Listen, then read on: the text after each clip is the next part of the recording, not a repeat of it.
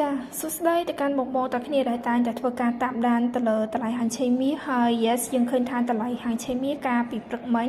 បន្ទាប់ពីមានការបើកផ្សារគឺមានការធ្លាក់ចុះប្រមាណជាង$65នៅក្នុងមួយអោនផងដែរចាធ្លាក់ចុះពីតម្លៃចា33.25ចាធ្លាក់ចុះមកដល់តម្លៃ32.59នៅក្នុងមួយអោនដែរចាអញ្ចឹងគឺមានការធ្លាក់ចុះប្រមាណជាង65ទៅ$66នៅក្នុងមួយអោនដែរចាបងប្អូនដែលតែងតែតាមដានទៅលើព័ត៌មានគាត់ក៏ជាបានដឹងហើយថាyes ការពីចុងសប្តាហ៍របស់យើងនេះគឺថ្ងៃសៅរ៍និងថ្ងៃអាទិត្យគឺយើងមានការជួបគ្នារវាងរដ្ឋមន្ត្រីរបស់សហរដ្ឋអាមេរិកក៏ដូចជាប្រទេសចិនផងដែរដែលយើងឃើញថាតកតងជាមួយនឹងការជួបគ្នារវាងរដ្ឋមន្ត្រីទាំងពីរហ្នឹងគឺហាក់បីដូចជាមានភាពល្អប្រសើរចាគឺគេអាចនិយាយថាទោះបីជាតកតងជាមួយនឹងការជួបគ្នានេះមិនមែនជាថ្នាក់កម្ពុជាទេគ្រាន់តែជារដ្ឋមន្ត្រីនិងរដ្ឋមន្ត្រីប៉ុន្តែគេហាក់បីដូចជាมันមានជាភាពចម្រុងចម្រាស់អីទេហាក់បីដូចជាមានភាពល្អសម្រាប់ទីផ្សារផងដែរចាហើយយើងឃើញថាតកតងជាមួយនឹងពុនកយគេអាចនឹងមិនរំពឹងថានឹងធ្លាក់ចុះមកត្រឹម0ទេប៉ុន្តែអ្នកវិនិយោគិនក៏គាត់រំពឹងថាគេអាចនឹងមានការធ្លាក់ចុះមក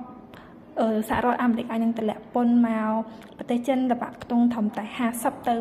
80%ទេចាអញ្ចឹងគឺយើងឃើញថាយើងដឹងហើយថាការពីលោកមុនគឺចិនអាមេរិកបានដាក់ពន្ធទៅលើប្រទេសចិនរហូតដល់145%ហើយយើងឃើញថាបន្ទាប់ពីមានការជួបគ្នាគឺគេ expect ថាប្រហែលជាអាចនឹងអាមេរិកតម្លាក់ពន្ធមកត្រឹមតែតបាក់ខ្ទង់តម្លាក់50ទៅ80%ដែរអញ្ចឹងវាក៏ផ្ដល់ជាភាពវិជ្ជមានមួយទៅលើទីផ្សារផងដែរដែលធ្វើឲ្យតម្លៃហាងឆេមីគឺមានការធ្លាក់ចុះហើយសម្រាប់ផែនការវិញចាបងអាចធ្វើការត្រៀមបានសម្រាប់ថ្ងៃនេះខ្ញុំគិតថាពាក់ព័ន្ធជាមួយនឹងតម្លៃមាស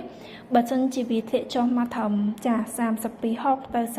32.5គឺយើងអាចធ្វើការទិញបានហើយរងចាំមើលជា confirm ទៅគឺយើងអាចធ្វើការទិញហើយបើសិនជាមកដល់តម្លៃហ្នឹងចាអត់មានជាបកលពណ៌បៃតងដែលបញ្ជាក់ពីការទិញទេគឺមិនទាន់ទិញទេយើងអាចទៅទិញនៅតម្លៃ3200ទៅ3230នេះដែលជាតម្លៃល្អដែលយើងអាចធ្វើការទិញទុករយៈពេលវែងបានចា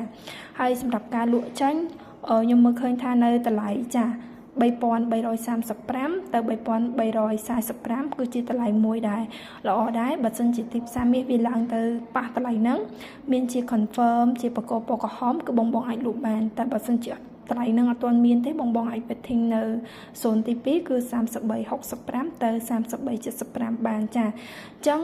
សម្រាប់ថ្ងៃហ្នឹងគឺខ្ញុំមានព័ត៌មានតែប៉ុណ្្នឹងទេនៅក្នុងការអាប់ដេតជូនទៅកាន់បងទាំងគ្នាបើសិនជាបងមានចម្ងល់តាក់ទងជាមួយនឹងព័ត៌មានក៏ដូចជាចង់ធ្វើការបើកគណនីចាកក់ជាមួយនឹងហាងឆេងមាសរបស់យើងដែលចាយដើមទុនតិចជាងក្នុងទីផ្សារខាងក្រៅអាចធ្វើការតាក់ទងមកកាន់នេះខ្ញុំដើម្បីប្រឹក្សាយោបល់បានផងដែរចា